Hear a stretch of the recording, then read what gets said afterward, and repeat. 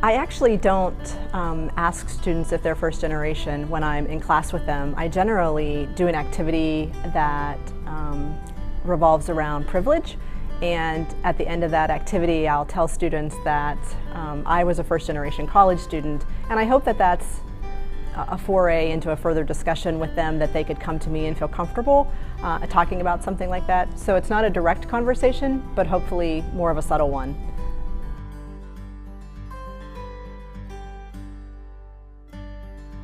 In leadership studies, all of the capstone students, Leadership 401 students, go to an etiquette dinner as part of the class. And what we really think is that students who attend this dinner can use these skills for interviewing later on. When they go for an interview, they can understand which fork to use or which glass to use. It can sometimes be confusing.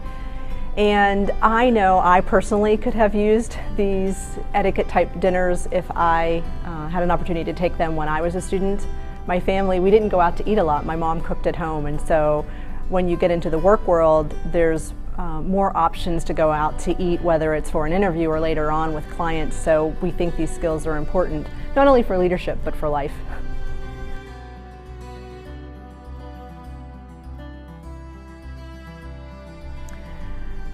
I would say trust yourself.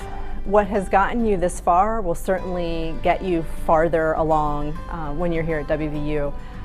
I wish I would have known then what I know now, that those good study habits and the good grades that I earned in high school would be good enough to get me through college. But I doubted it a lot at the time, and so I think by surrounding oneself with positive people, whether they're role models and mentors or positive friends and family, people who will spiral you up instead of spiral you down in terms of negativity or positivity, I think it's better to be around people who are more positive, and that will help, I think, people survive college.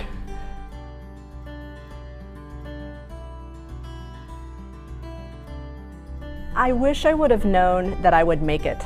It was intimidating as a student, and it took me 6 years to finish my undergraduate degree. So had I known then that I would make it, it would have seemed like, oh, it's okay. It's just, you know, another bump in the road. But at the time, sometimes it seemed insurmountable. But I would, based on the last question, ask students to think about what has gotten them to this point so far, build on that, trust that instinct, and just say, you know, you're going to make it, and that positivity will help carry them through.